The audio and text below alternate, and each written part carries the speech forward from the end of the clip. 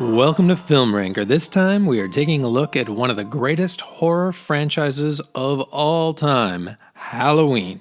To date, this series has 11 films over 5 different timelines. There are more retcons in this series than there are in X-Men comics.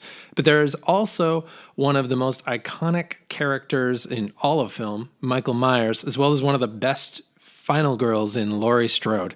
And although I do kind of love all of the movies in this series, there is no doubt that some are a lot better than others. So let's take this party to Haddonfield and start counting down. Halloween 5, The Revenge of Michael Myers. This is the one where Michael drives a bunch of cars, including one that he steals for a date. Its biggest fault is throwing away the cool ending of number 4, and then it replaces it with some sort of poorly defined psychic link and a way more poorly defined random dude in a long coat. It does have the kind of climactic battle between Loomis and Myers, but even there, Loomis is his darkest self from the darkest timeline.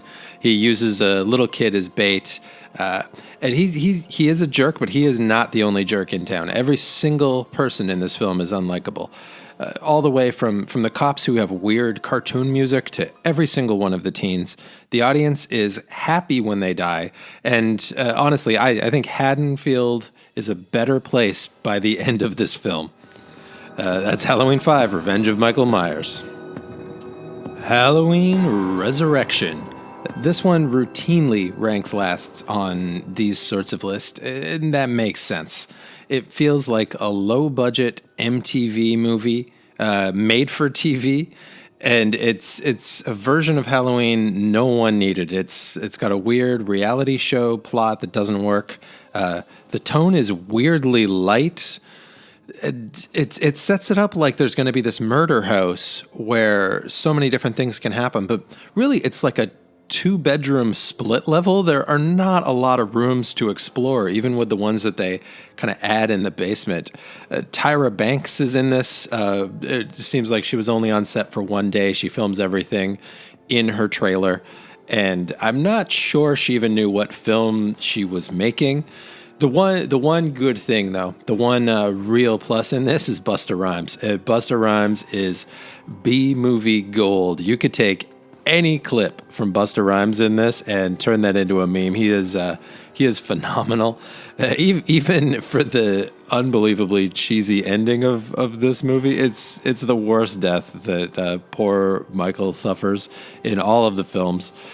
I have a little bit of a soft spot, as you might be able to tell, but it's not a good movie. Halloween Resurrection. Halloween 6, The Curse of Michael Myers. This one has the messiest production of any of the Halloween films. It's basically a bunch of scripts smushed together.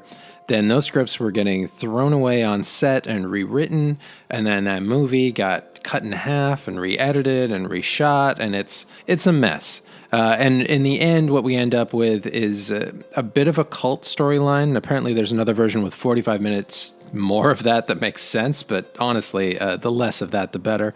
There's also the grown-up Tommy Doyle from part 1, who's the kid that Laurie's babysitting.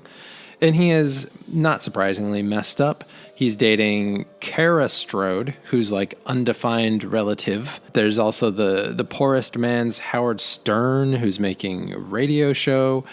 And Michael occasionally shows up and kills some people, too. The good thing about it, the focus, is Paul Rudd, who's playing Tommy in his first ever starring role, and he's great. And honestly, I'll take the final battle of Rudd versus Myers over Freddy versus Jason any day of the week. That's Halloween 6, Curse of Michael Myers. Halloween 2, the 2009 remake. When a movie opens with text explaining its main metaphor, that is not a great sign. And then it's followed by a 20-ish minute dream sequence featuring the Moody Blues. Some positives, it's got some great small roles for Margot Kidder, Octavia Spencer, Howard Hessman, Weird Al, the guy who's the voice of Patrick from SpongeBob, and all of that sounds great, but there is also a lot of bad.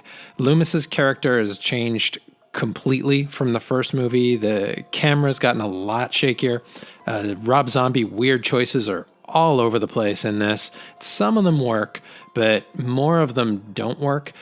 What is really good in the movie, though, is the last 25-ish minutes, which win a lot of points back for me. First of all, there's a heartbreaking scene featuring Brad Dourif, who's the best part of both of the Rob Zombie movies for sure. And then there's a really effective final battle with Laurie Strode and Michael Myers and Loomis all in this barn. And it's fantastic. And there's also a really great capper to that scene. So that last 25 minutes is great, but the rest of the movie, I don't know. That is Halloween 2, 2009. Halloween 4, The Return of Michael Myers. Just like the title suggests, this one features Michael returning to terrorize Haddonfield after Carpenter originally tried to pull the plug on the character in Halloween 3, and it's mostly a satisfying return. Laurie's killed off screen before the movie starts, so this time Michael's after her daughter, his niece, Jamie, and it's fine. Loomis takes a bigger role, and it's kind of the glue that holds it all together. There are some kind of scary bits in a school. There are some kind of funny bits with a dad squad who seem to just kind of hang out in a truck. It's the epitome of an average Halloween film. The one thing that sets it apart is the really cool ending. But unfortunately, that ending gets scrapped in part 5. But generally, it's a pretty decent Halloween. Halloween 4, Return of Michael Myers. Halloween, the 2007 Rob Zombie remake. The first 30 minutes of this movie, the origin story part, is the most divisive part of the movie. Part of the reason why Mike Myers is so scary is that he doesn't speak and he doesn't seem to really have a reason to kill. So Rob Zombie giving him a voice and a backstory is not entirely welcome. Also, Rob Zombie can get a bit too Rob Zombie, especially in the first 30 minutes of this movie with some over-the-top brutality, his standard one-dimensional awful humans, his usual cast of characters he uses in all of his films. But the thing is, once you get past that first 30 minutes, you've got a pretty solid modern retelling of a classic film. It's got some excellent performances, especially Brad Dourif, who's great as the sheriff. It's the glossiest, most Hollywood film that Rob Zombie's ever made, and I say that as a compliment. There are some legitimately great shots in this movie. I think at the end you've got to kind of question, would this have been a good film on its own merit, not as a remake? And I think the answer is yes. It's a pretty decent film. It's Halloween, the 2007 Rob Zombie remake. Halloween H2O. I like this movie, but I will admit that I remembered it being better than it actually is. It still has a lot of great parts. LL Cool J is great as the security guard / romance novelist. It's nice to have Jamie Lee Curtis back. Michelle Williams and Josh Hartnett add a lot.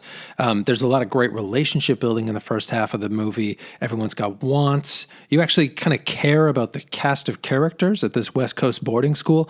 But then Michael shows up, and it kind of all falls apart in the second half. Michael doesn't act like Michael should. He's weirdly sneaky. He's falling out of roofs. He's got plans. He's not just kind of the lumbering, knife-wielding machine that he's always been in the past films, which takes a little bit away from the character.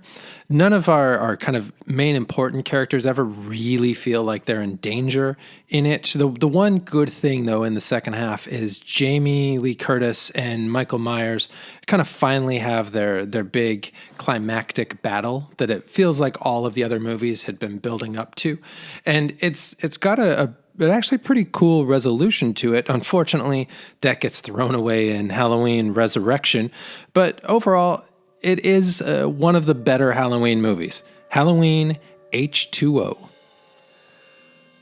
Halloween 2, the 1981 version. Jamie Lee Curtis and John Carpenter both dislike this one, but I'm not sure that that's totally fair. It picks up right after the events of the first movie, moving the action to a hospital, which is a great location for the second film. It does have the problem of it has kind of a sex-crazed horn dog hospital subplot that hasn't aged well. It feels a little bit too 80s, and it definitely had an impact on the whole sex leads to death rule that took over 80s slasher films, for better or for worse. It has some legitimately great scenes in it, though. It's got some great kills, like a hospital hot tub. It's got some really creepy scenes. Like there's a great scene in the hospital car park. Loomis works really well in this one as kind of the hero, and the final battle with him and Michael was great and worked really well as kind of a dramatic climax, even if it in the end ended up being more of a speed bump than the grand finale that it was meant to be. But overall, this is a better film than John Carpenter gives it credit for. Halloween 2. Halloween 2018. This is the third movie called Halloween, and this is the fifth timeline. This one retcons all the previous films except for the original one, taking over as the new number 2 movie. It comes 40 years after the first and does a surprisingly good job as a direct sequel. Not surprisingly, Jamie Lee Curtis is better than ever, with 4 decades of acting under her belt. The general plot of Laurie as an overprotective mother who's waiting for her brother to return makes a lot of sense. The multi-generational angle really works. The early scenes in the asylum look gorgeous, even if the reporter is a little bit of a weak spot in the movie. And there are some great kills. Like the poor cops outside of the compound with the flashlight. There are some missteps. Some of the teen scenes don't really work. A bit of Laurie's plan to catch Michael feels maybe a smidge too undercooked and sometimes even a little bit Home Alone. But overall, this is a solid return to form for the series, and I'm really hopeful that this team's gonna come back and make more sequels. That's Halloween 2018. Halloween 3, Season of the Witch. This is the most polarizing sequel, not just in Halloween, but maybe in all of horror movies. It was, of course, John Carpenter's attempt to steer the franchise away from Mike Myers and towards a kind of anthology series. But despite the confusion and disappointment of audiences at the time, now looking back at it, it's kind of genius. The movie is insane. It's a middle-aged doctor who is also an alcoholic sex addict who becomes a detective and gets caught in the middle of a plot to kill all of America's kids with Halloween masks that have been imbued with the magical powers of Stonehenge to melt their faces and turn their brains into bugs when they watch a commercial on Halloween night. That is a long run-on sentence, but that is the only way to describe the plot of this film. It is bonkers, but it's actually really fun in kind of a classic 80s sci-fi way. And plus, the end is one of the darkest endings in movie history. It's totally different from all the rest of the films, but it's kind of a refreshing change. Halloween 3, Season of the Witch. Halloween, the 1978 original. The original it's not just the best film in this series, it's one of the best horror films ever made, period. It works because it's so simple. It's a quiet movie. It's scored by John Carpenter's own eerie soundtrack. It just features a guy in a mask who stabs people with a knife. That's it. There's no family subplot in this one. There's no origin story. There's actually very few characters and even fewer kills. There's only 3 or 4 kills in the whole movie, but that's kind of part of why this one works so well. Carpenter just lets the underlying sense of dread simmer in every scene and build so that every time Myers is on screen, it matters a lot. It also helps that Jamie Lee Curtis is so believable. She is one of the smartest and most capable final girls in all of slasher history. And then you add in Loomis, and you've got a whole that is far more than the sum of its plots. This is really a phenomenal, not just horror film, but a phenomenal film. Halloween 1978. And that's the end of our countdown. I hope that you enjoyed it. Feel free to like and subscribe or leave a comment unless you're a weirdo. And hopefully I'll see you next time.